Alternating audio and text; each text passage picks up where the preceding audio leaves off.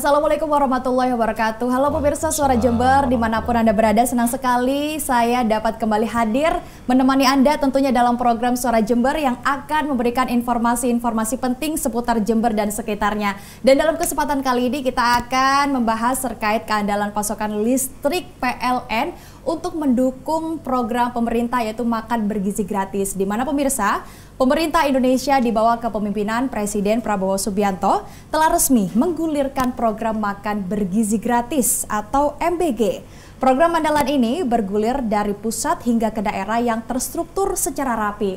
Untuk mendukung program tersebut, PT PLN Persero turut andil dalam mensukseskan program MBG, termasuk di unit pelaksana pelayanan pelanggan UP3 Jember, Jawa Timur. Lalu bagaimana PLN UP3 Jember mendukung suksesnya program makan bergizi gratis dan bagaimana menjamin keandalan listrik demi suksesnya program MBG? Kita akan bahasnya selama 1 jam ke depan bersama saya, Aci Wilfa.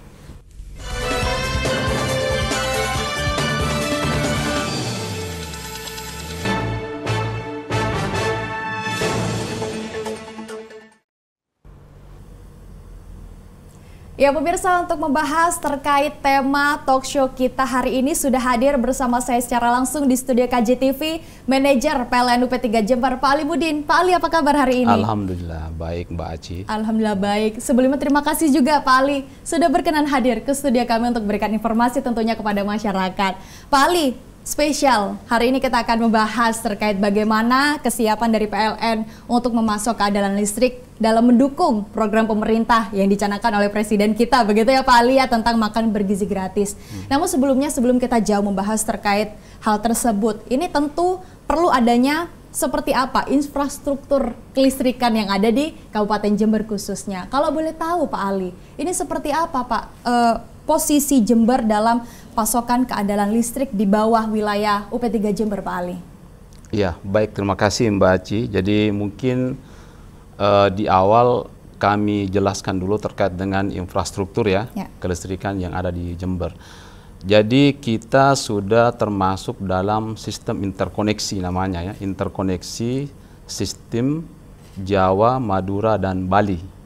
Nah, sistem interkoneksi ini mempertemukan atau mempersatukan seluruh sistem pembangkitan yang ada di Jawa, Madura, dan Bali. 3 wilayah tersebut ya Pak? 3 wilayah tersebut ya. Jadi seluruh infrastruktur ketenaga listrikan menjadi satu gitu. Nah, kemudian dari sistem interkoneksi ini dibagi ke seluruh pelanggan ya, dibagi ke seluruh pelanggan melalui gardu-gardu induk.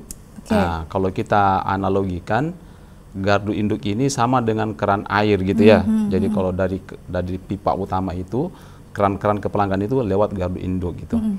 Nah, gardu induk itu yang ada di Jember ada 4 kita. Jadi Jember ini membawahi Kabupaten Jember sendiri dan juga Kabupaten Lumajang.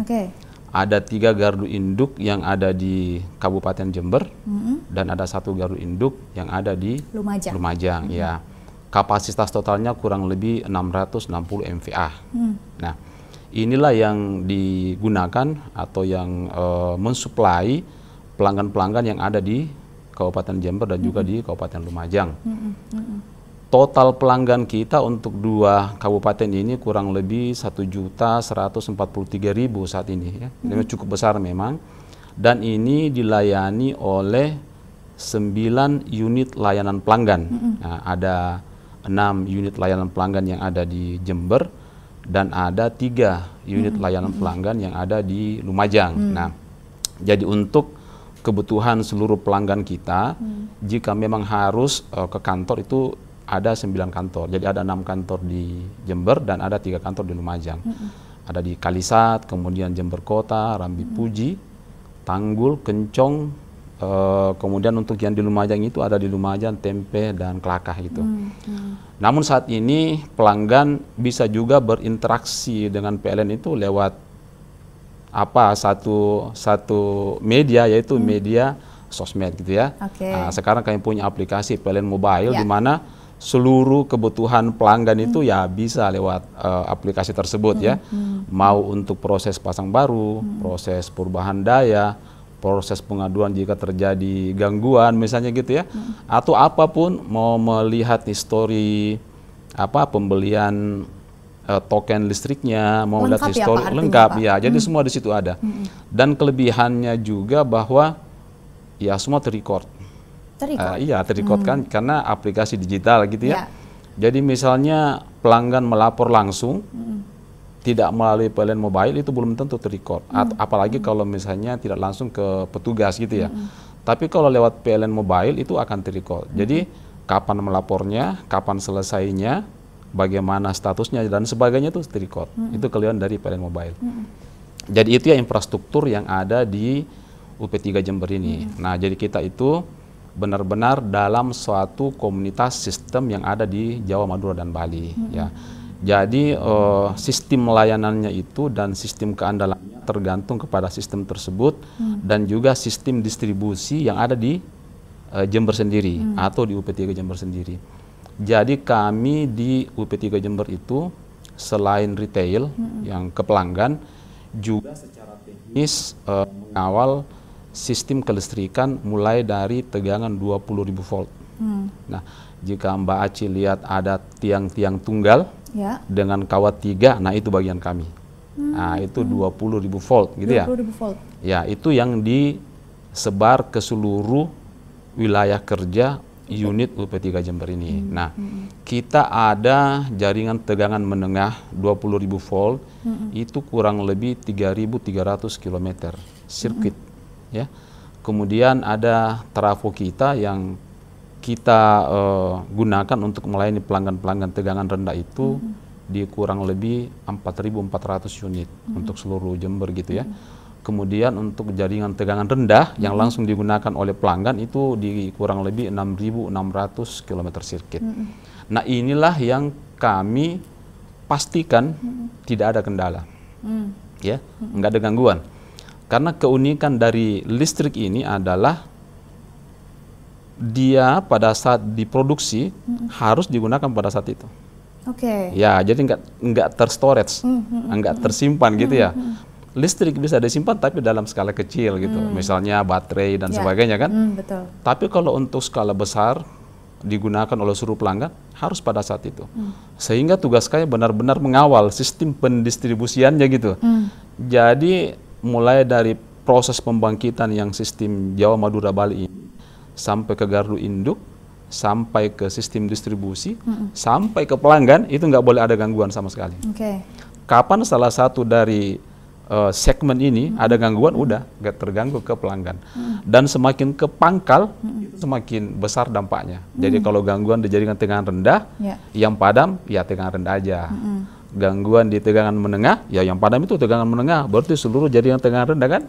Kalau gangguan di transmisi, maka yang padam itu seluruh gardu induk, itu namanya blackout. Ya itulah, tidak boleh ada satupun peralatan kita atau jaringan kita yang terganggu pada saat itu. Karena kalau salah satu yang terganggu, ya semua akan padam gitu. Nah, itulah yang kami kawal gitu ya. Jadi mulai dari sistem pembangkitan, teman-teman ada yang di sistem pembangkitan, kemudian di sistem transmisi, sistem distribusi, masing-masing sesuai dengan segmennya mengawal agar supaya tidak ada gangguan, ya meskipun tidak bisa dihindari. Dan pun kalau terjadi itu kita sudah persiapkan, sudah mitigasi ya, sudah ada SOP dan sebagainya untuk menyelesaikan jika terjadi gangguan. Nah, termasuk yang mengawal program-program pemerintah yang memang sangat penting di masyarakat ini. Mungkin demikian, Mbak. Pak Ali, artinya memang untuk segi infrastruktur dari PLN UP3 Jember di wilayah Jember Lumajang artinya Pak ya, ini sudah aman dan cukup ya Pak? Insya Allah, iya. Jadi sudah aman dan cukup. Secara kecukupan itu berarti kita melihat dari parameter infrastruktur yang disiapkan untuk memberikan layanan kepada masyarakat. Sebagai contoh misalnya gardu induk ya. Gardu induk itu kita di 660 MVA ya, megavolt ampere, itu yang digunakan masih sekitar 35%. Ya berarti ada sekitar 65% yang menjadi persiapan space. Jadi berlebihan lah gitu ya. Jadi pelanggan pakai berapapun kita masih ada space. Tapi itu ada masa pakainya Pak? Sebenarnya masa pakai itu dia pada prinsipnya itu adalah trafo distribusi gitu ya. Jadi dia adalah alat yang digunakan untuk mentransformasi tegangan yang bisa digunakan ke pelanggan gitu. Nah, kapasitasnya itu diukur dari kapasitas MVA-nya gitu. Gitu. Jadi kalau misalnya taruhlah pelanggan Jember ini masih di kisaran 300 MVA, sementara kita punya 660 MVA, berarti ada 330 MVA yang masih ada space untuk bisa digunakan kapanpun itu. Selama tidak terganggu, maka bisa digunakan kapan aja. Mau 10 tahun ke depan dan seterusnya gitu ya. Nah, itu untuk ketersediaan. Kemudian ketersediaan dari sistem pembangkitan yang saya jelaskan tadi, Jawa, Madura, Bali, itu juga masih surplus. Jadi seluruh pembangkit yang ada mulai dari Banten, ada di Paiton, ada di mana itu disatukan dan itu masih surplus ya, istilahnya masih lebih tinggi produksi kita setiap saat dibanding kebutuhan dari pelanggan setiap saat yang memerlukan listrik itu. Itu dari sistem interkoneksi tadi ya, Pak? Sistem interkoneksi tadi, benar. Ya, gitu. Pak, tadi sempat disinggung terkait ini ada pelanggan untuk UP3 Jember 1 juta sekian ribu begitu ya, Pak ya. Bagaimana kemudian PLN UP3 Jember di sini hadir untuk memberikan pelayanan kepada pelanggan itu, Pak? Iya, jadi memang kami yang saya jelaskan tadi adalah di bagian sistem distribusi 20.000 volt ya. Sampai dengan tegangan yang digunakan oleh pelanggan biasa di 220-380 volt. Itu segmentasi pelanggan kami, ada yang pelanggan tegangan menengah, misalnya industri. Kalau di sini industri yang banyak itu penggilingan padi, gitu ya. Kemudian industri pengolahan kayu, industri pengolahan tambak dan sebagainya, gitu ya. Nah itu dilayani berdasarkan kebutuhan segmen dan daya yang diperlukan. Nah tugas kami adalah menjaga agar supaya pasokan ke setiap pelanggan tersebut itu tidak terganggu.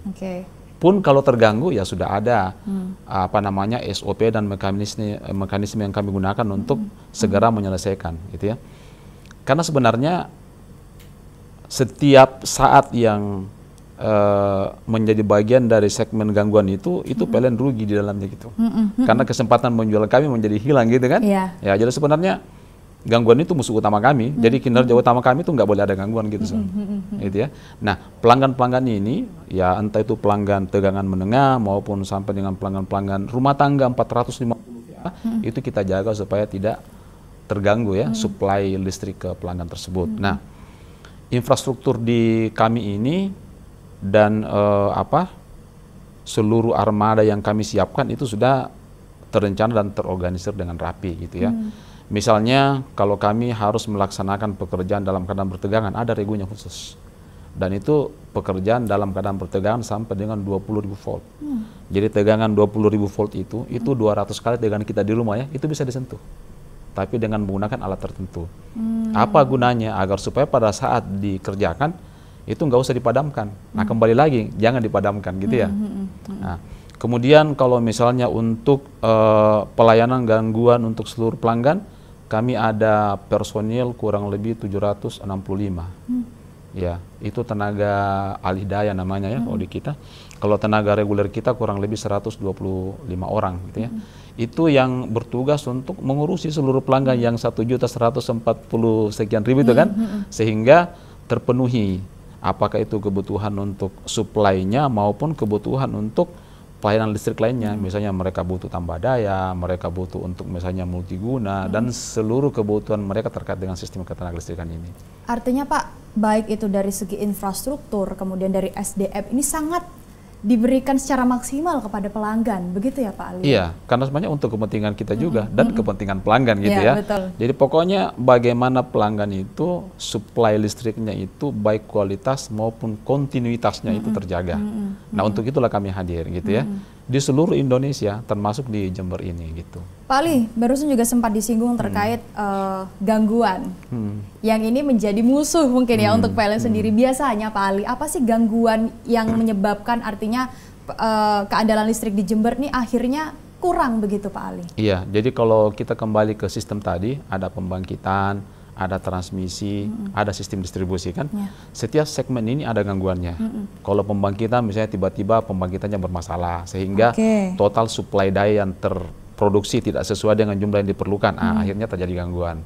Kemudian pada sistem transmisi, misalnya terjadi gangguan petir gitu ya, tiba-tiba salah satu yang transmisi itu yang tower-tower yang tinggi ya, itu kalau misalnya kena itu bisa gangguan juga. Di segmen kami sistem distribusi yang 20.000 volt. Nah, untuk sistem distribusi ini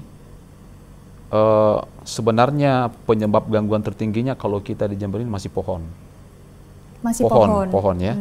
Karena pohon ini apabila misalnya taruhlah menyentuh jaringan yang 20.000 volt itu, maka itu akan menyebabkan penyulang atau sistem distribusi 20.000 volt itu akan trip atau off gitu ya. Nah, untuk meng-on-kan kembali, kita harus membersihkan jaringan itu kembali, misalnya yang tersentuh dan sebagainya. Ya.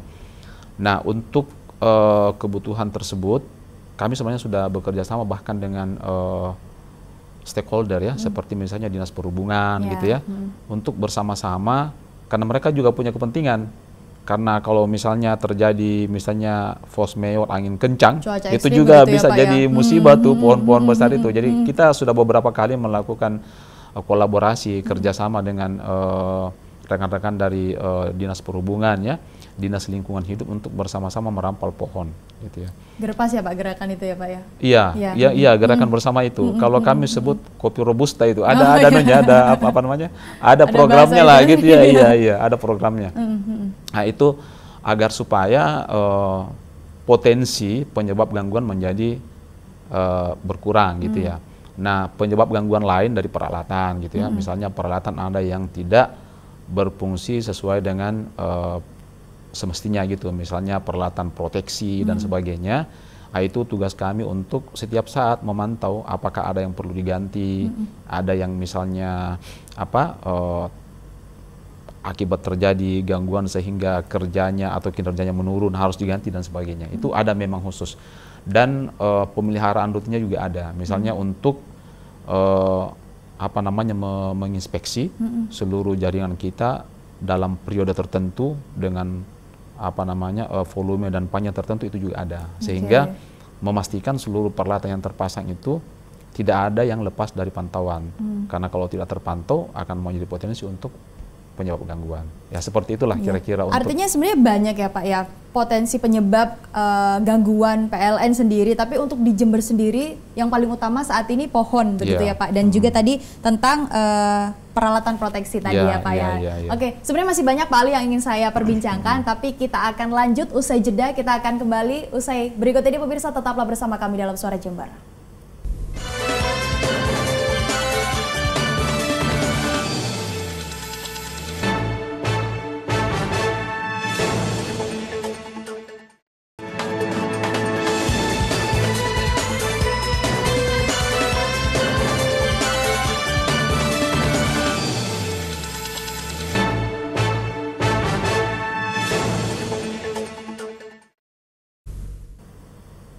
Terima kasih pemirsa, Anda masih bersama kami dalam Suara Jember dan masih bersama saya di studio KJTV, manajer PLN UP3 Jember, Pak Ali Mudin. Pak Ali, di segmen sebelumnya kita cukup banyak membahas terkait bagaimana keandalan infrastruktur listrik di Kabupaten Jember yang memang sudah cukup dan aman begitu ya Pak ya. Nah, ini kalau kita tarik Pak dalam program dari pemerintah begitu ya. Ini kan PLN ini kan juga cukup aktif terlibat begitu Pak dengan banyak sekali event-event yang ada di Kabupaten Jember khususnya, seperti sebelumnya ada pemilu begitu ya Pak ya. Kemudian ada juga Jember Fashion Carnaval begitu ya Pak ya.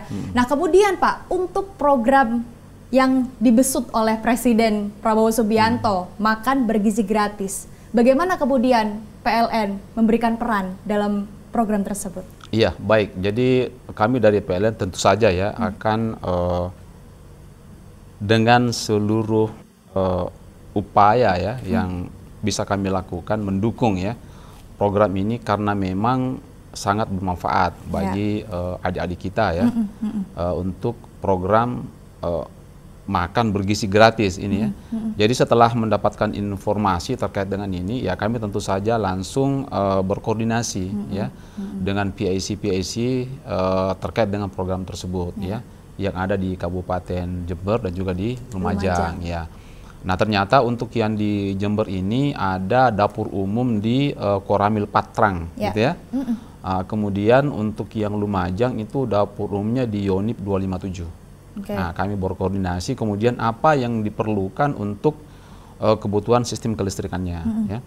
Nah, ternyata untuk yang di Patrang Kabupaten Jember itu dia butuh pasang baru listrik ya di 13.200 VA. Nah, kami segera siapkan, kemudian memastikan juga seluruh perangkat mulai dari sistem penyulangnya, kemudian trafo yang supply ke lokasi tersebut, kemudian proses untuk pasang barunya. Alhamdulillah sebelum mulai dilaksanakan itu kita sudah selesaikan gitu. Sudah selesaikan. Ya, demikian pula yang di Lumajang sama. Jadi kami juga sudah menyiapkan infrastruktur yang diperlukan untuk suplai kelistrikannya, seluruh proses administrasi dan sebagainya agar supaya pada saat diperlukan sudah siap. Jadi alhamdulillah di 2 titik itu PLN sudah menyiapkan ya kebutuhan untuk suplai listrik. Dan untuk operasionalnya kami juga tempatkan rekan khusus yang ada di Lumajang dan Jember untuk memonitor ya, jangan sampai terjadi gangguan dan sebagainya di 2 titik tersebut. Ya kami berharap selama berjalan ya, tidak ada gangguan ataupun hal-hal yang menyebabkan suplai listrik ke 2 titik tersebut terganggu. Selain itu kami juga pantau sebenarnya proses pelaksanaan makan gratisnya juga, di mana kami diperlukan, itu kami sudah sampaikan, instruksikan ke seluruh teman-teman pelaksana teknik untuk siap setiap saat jika diperlukan di titik-titik tersebut, seperti itu. Artinya ini dari PLN sendiri itu cukup berperan aktif ya Pak ya, untuk mendukung program pemerintah makan bergizi gratis. Betul. Begitu ya Pak Ali ya, khususnya di Jember dan juga di Lumajang sebagai wilayah dinas UP3 Jember gitu ya Pak Ali ya. Tadi sempat disinggung terkait suplai listrik seperti apa, operasionalnya juga, kemudian juga pelaksanaan sampai pelaksanaan distribusi makan bergizi gratis begitu ya Pak Ali ya. Kemudian apa Pak kendala yang dialami saat mendukung program pemerintah ini khususnya untuk PLN sendiri Pak? Alhamdulillah sampai dengan saat ini nggak ada kendala ya, karena kan sebenarnya program untuk mempersiapkan suplai sistem kelistrikan itu ya tidak terlalu berat gitu ya, karena ini kan mereka hanya memerlukan di tegangan rendah dengan daya yang tidak terlalu besar gitu. Kalau yang di Jember yang saya sampaikan tadi cuma di 13.200 dan di Lumajang itu cuma 11.000. Jadi kita sebenarnya sangat siap untuk mendukung program tersebut. Cuman dalam pelaksanaannya kami tetap memantau agar supaya ya tidak terjadi gangguan atau apapun yang menyebabkan suplainya terganggu gitu. Biasanya apa Pak resiko yang menyebabkan kegangguan kelistrikan tadi Pak? Kalau di sistem tegangan rendah, ya mulai dari tadi misalnya trafo ada yang terganggu gitu ya. Kemudian sistem jaringan tegangan rendah ada yang putus, connecting dan sebagainya. Tapi sebenarnya kita sudah mitigasi semua kemungkinannya ya. Misalnya untuk supply mulai dari trafo sampai dengan titik layanan itu kita sudah buat pemeliharaan sebelumnya sehingga bisa lebih handal gitu. Jadi mudah-mudahan selama pelaksanaan tidak ada gangguan gitu. Tidak ada gangguan ya Pak ya? Tidak ada gangguan ya. Oke Pak, untuk program khusus makan bergizi gratis, apakah ada strategi khusus yang dilakukan oleh PLN sendiri untuk menjamin kelistrikan di lokasi distribusi tersebut Pak? Iya, kalau yang spesifik ya kita backup gitu ya. Kan saya sudah jelaskan tadi bahwa gangguan itu bisa mulai dari pembangkitan yang bukan dalam kendali kami distribusi kan, atau di sistem transmisi yang juga bukan dalam kendali kami, atau di gardu induk gitu ya. Nah itu paling jaraknya kita backup dengan genset, sehingga tetap bisa disuplai gitu ya. Dan kita backup dengan genset. Apakah juga ada pemantauan di ini Pak, di kantor begitu Pak, untuk pasokan listrik di lokasi dapur umum tersebut? Dilaporkan setiap saat. Setiap saat. Ya, dilaporkannya. Jadi teman-teman ada yang monitor, termasuk yang saya sampaikan tadi terkait dengan program pelaksanaannya ya. Jika kita diperlukan, misalnya titik pelaksanaan makan gratisnya di mana dan seterusnya, itu teman-teman laporkan. Kalau di lokasi tersebut Pak, di dapur umum utamanya kalau di Jember itu kan di Patrang ya Pak ya, Patrang. di sana. Apa potensi yang terjadi di sana sendiri Pak, kalau melihat dari situasi lokasi sendiri? Seperti apa? Kalau saya lihat terkait dengan titik lokasi tidak ada potensi penyebab gangguan ya. Ya paling penyebabnya itu di trafo distribusi pun kalau ada gitu ya. Atau misalnya sistem jaringan tegangan rendah itu pun kalau ada. Tapi itu semua kita sudah mitigasi sebenarnya. Mudah-mudahan tidak terjadi gitu. Apa sih Pak mitigasi yang sudah dilakukan oleh rekan-rekan PLN untuk mendukung program dari pemerintah pusat ini Pak? Ya, jadi tentunya harus ada persiapan dan pemeliharaan sebelumnya gitu ya. Memastikan bahwa seluruh sistem kita itu potensinya diminimalisir gitu. Misalnya gini, ada yang sebelum operasi tersebut ada potensi dari pohon, ada potensi dari material yang kurang andal, itu semua kita perbaiki sebelum digunakan gitu ya untuk program tersebut. Jadi kita berharap dengan meminimalisir ya potensi yang bisa menyebabkan gangguan, ya tidak terjadi gangguan selama pelaksanaan kegiatan tersebut. Selain itu Pak, selain tadi meminimalisir potensi gangguan, ada lagi nggak Pak mitigasi yang dilakukan oleh PLN sendiri Pak? Yang paling bontotnya tuh backup dengan genset. Backup dengan genset. Iya, jadi ceritanya ya nggak ada gangguan lah gitu ya. Gitu. Kalau dari genset sendiri Pak, ini kan backup dengan genset artinya. Untuk di Jember sendiri, apakah sudah cukup untuk mensuplai keandalan listrik itu tersebut Pak? Kalau se-Kabupaten Jember, ini kan besar sekali kan. Betul. Itu yang saya bilang tadi, nggak ada yang bisa kita storage yang sebesar itu. Jadi tugas kita hanya berupaya untuk menghilangkan potensi gangguan yang bisa menyebabkan gangguan di sistem distribusi gitu ya. Tapi kalau untuk yang skala kecil kayak macam yang tadi untuk dapur umum dan sebagainya, itu bisa kita backup dengan genset. Masih aman ya Pak ya? Ya, kalau di kami itu ada yang sampai 100 kW. Misalnya ada kegiatan-kegiatan yang sifatnya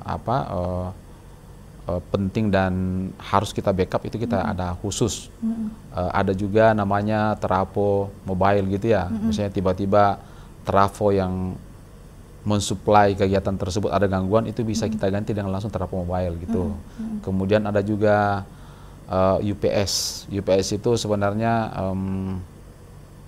sama dengan baterai gitu ya. Jadi dia bisa langsung untuk men-change ya supply yang diperlukan ke pelanggan tersebut. Jadi kita sudah siapkan sebenarnya. Udah banyak untuk ya Pak? Ada memang peralatannya.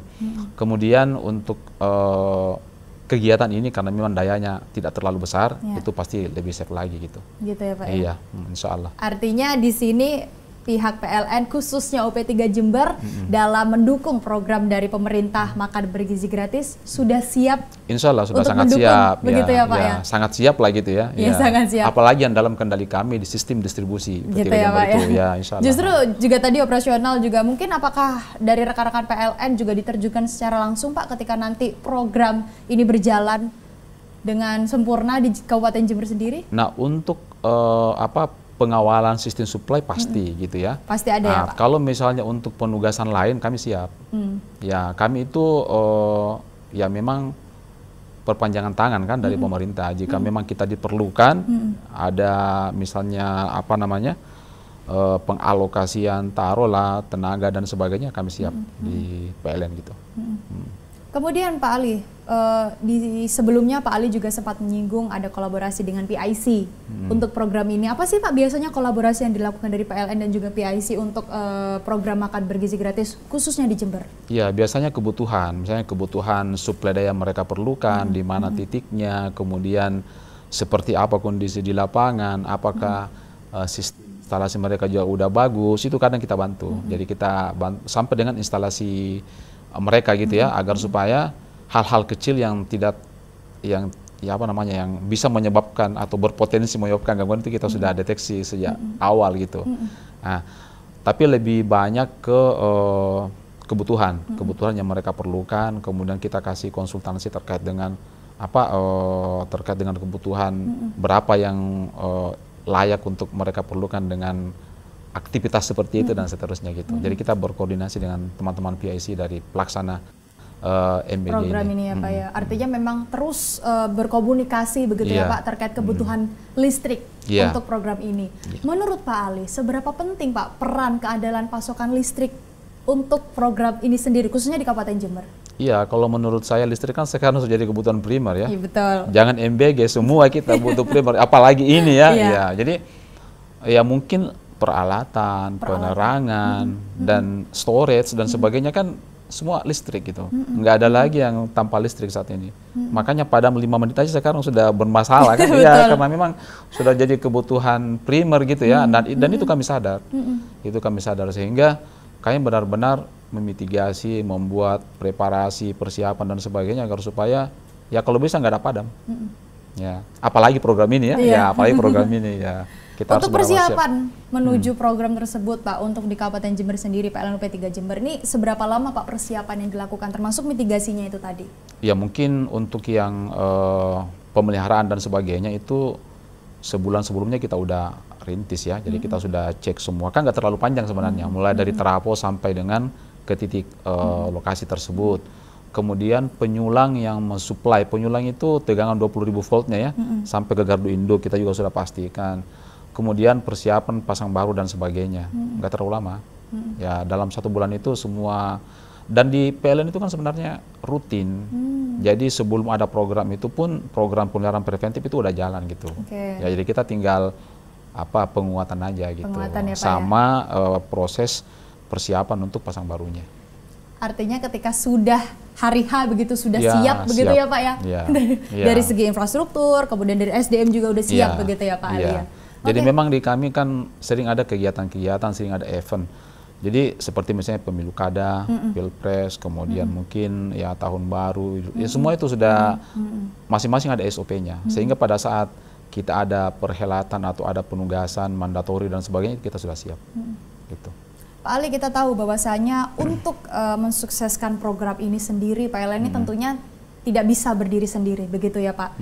Perlu ada dukungan, kemudian ada kolaborasi, khususnya dengan pemerintah daerah, begitu ya. Kemudian apa Pak yang sudah dilakukan untuk PLN sendiri dan juga pemerintah daerah untuk memastikan pasokan keandalan listrik selama mungkin program makan bergizi gratis khususnya di Kabupaten Jember. Tapi jangan dijawab dulu Pak Ali, kita akan kembali setelah berikut ini. Pemirsa jangan kemana-mana, tetap bersama kami dalam Suara Jember, kami akan kembali setelah yang berikut ini.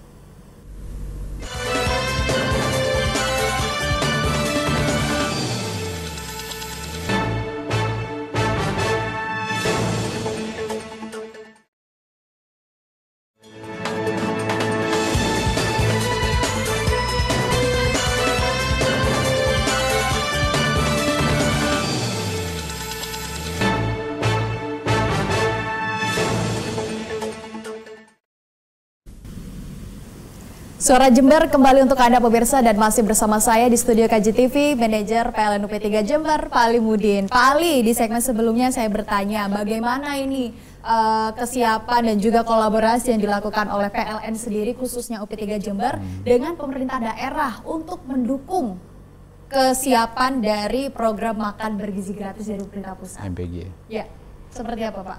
Jadi memang di kami dan stakeholder terkait sebenarnya sebelum program ini pun sudah terbangun kerjasama yang baik ya, baik antara kami dengan pemerintah setempat, dalam hal ini pemerintah kabupaten baik di Jember maupun Lumajang, maupun stakeholder utama seperti misalnya rekan-rekan dari Kodim, dari Polres. Nah, salah satu yang kemarin kita bangun bersama itu program pompanisasi gitu ya.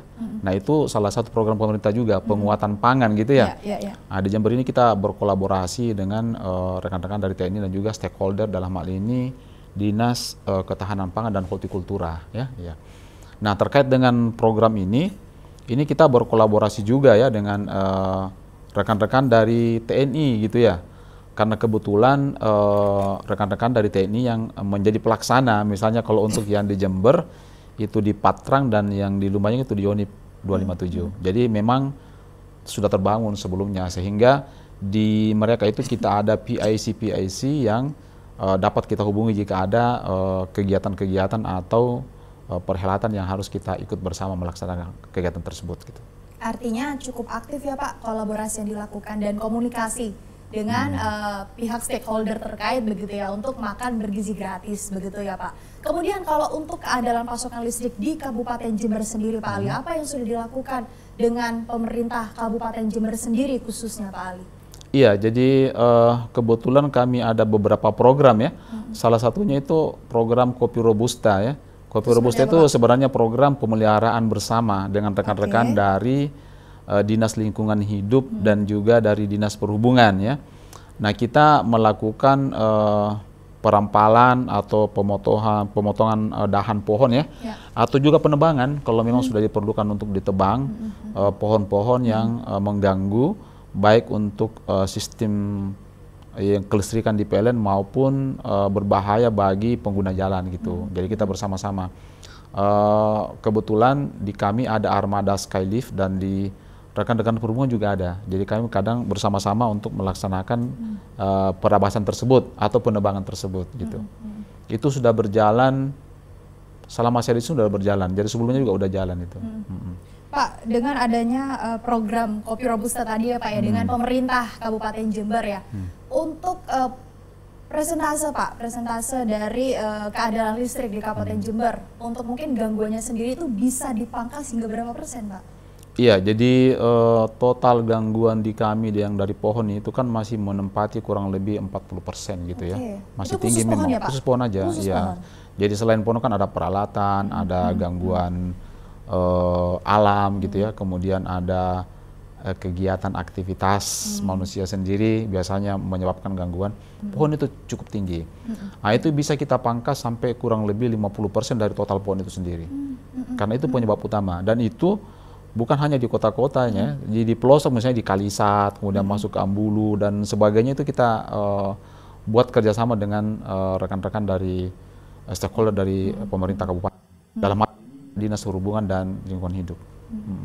Itu kan khusus untuk mengatasi mungkin gangguan kelistrikan gitu di Kabupaten Jember. Kemudian bagaimana Pak kemudian kolaborasi yang dilakukan antara PLN dan juga pemerintah daerah untuk memastikan distribusi listrik untuk kehidupan masyarakat khususnya di Kabupaten Jember Pak? Iya, jadi misalnya gini ya, ada intensifikasi, misalnya ada peningkatan penggunaan listrik misalnya gitu ya. Nah, ini kita senantiasa berkoordinasi ya, misalnya dengan Badan Perencanaan Pembangunan Daerah gitu ya, kemudian Badan Investasi Satu Pintu gitu ya. Ini kan akan secara umum berdampak kepada peningkatan ya mungkin taraf hidup dan ekonomi yang ada di Jember. Nah, ini tentu saja kita senantiasa berkoordinasi agar supaya minimal untuk bidang kelistrikan itu nggak ada masalah jika dilaksanakan kegiatan atau apapun gitu ya. Ataupun hal-hal yang sifatnya momentuman gitu ya, kegiatan-kegiatan dan sebagainya, itu kita selalu ada di situ. Dan rekan-rekan sudah tahu di stakeholder ini, siapapun itu, misalnya dari Dinas Pariwisata atau dari Dinas Lingkungan Hidup atau dinas-dinas lain yang memerlukan kami, itu bisa langsung ke PLN atau berkoordinasi. Dan di Jember ini bagusnya karena memang itu ada kegiatan Sirambo, tahu? Itu seperti apa Pak? Jadi kegiatan Sirambo ini kegiatan yang mengumpulkan seluruh stakeholder yang ada di Jember, gitu ya. Membahas masalah inflasi dan bagaimana menanganinya, gitu ya. Dan semua yang terkait, misalnya Pertamina, PLN, kemudian dari Bulog, kemudian seluruh. Jadi kita dapat informasi dari sana.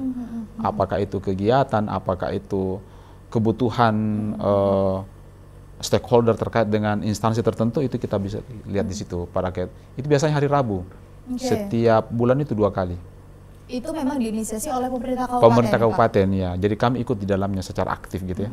Untuk mengumpulkan beberapa stakeholder, masuk di dalamnya ada PLN ya Pak ya, untuk membahas terkait inflasi tadi ya Pak ya? Jadi kita yang terkait langsung dengan seluruh ya peningkatan dan pertumbuhan ekonomi yang ada di Jember itu ada terlibat di dalamnya. Kemudian Pak Ali, ini kan kita tahu bahwasanya program makan bergizi gratis ini kan menyentuh adik-adik kita yang masih sekolah begitu ya Pak ya. Nah, kemudian bagaimana Pak untuk keadaan listrik di pendidikan di Kabupaten Jember sendiri? Mungkin itu di sekolah-sekolah, bisa mungkin dari SD, SMP atau mungkin SMA, seperti apa Pak kalau di sekolah-sekolah sendiri Pak? Iya, secara umum sama ya dengan pelanggan yang lain. Kemudian perhatiannya itu ya memang kepada kebutuhan dari infrastruktur sekolah-sekolah tersebut, gitu ya. Misalnya di sini kan banyak pesantren-pesantren ya, sekolah umum dan sebagainya. Itu di kami perlakuannya itu sama ya. Jadi memberikan prioritas untuk memastikan bahwa pelanggan-pelanggan atau khususnya di Dinas Pendidikan dan sentra-sentra yang digunakan untuk pendidikan ini itu aman dan supply listriknya itu tidak terkendala gitu. Meskipun kita tahu pelaksanaan kegiatan kan biasanya di siang hari, tapi tetap kita optimalkan untuk memastikan tidak ada gangguan di zona tersebut gitu. Pak Ali, kita tahu bahwasanya MBG ini kan sendiri harus menyasar secara merata begitu ya Pak ya, di wilayah Kabupaten Jember, yang mana kita tahu juga Pak Ali Kabupaten Jember nih ada wilayah-wilayah terpencil. Apakah untuk saat ini pasokan keadaan listrik di Kabupaten Jember sendiri sudah merata, Pak Ali? Iya, jadi kita sudah di 99, sekian persen rasio elektrifikasi. Jadi rasio elektrifikasi itu jumlah keluarga dibandingkan dengan jumlah listrik yang terpasang ya. Kita sudah 99,9% gitu ya. Sekarang yang belum terlistrik itu tinggal di ini di daerah yang kawasan hutan lindung. Taman Nasional Meru Betiri. Ya, Meru Betiri aja. Nah, kami tinggal menunggu penyelesaian jalan, terus kita sudah ada program untuk listrik desa yang ada di sana. Tinggal 2 dusun kayaknya kalau saya nggak salah. Pak, berarti untuk di Kabupaten Jember sendiri ini udah 99,9%. Sisa satu wilayah itu tadi, Pak? Iya. Atau ada lagi wilayah lain, Pak? Nggak ada lagi. Kalau secara komunal ya. Tapi kalau untuk yang parsial tersebar kan masyarakat bertambah, misalnya ada rumah baru dan sebagainya, tinggal itu yang kita layani. Di Jember ini kurang lebih 4.000 per tahun sambungan barunya. Nah.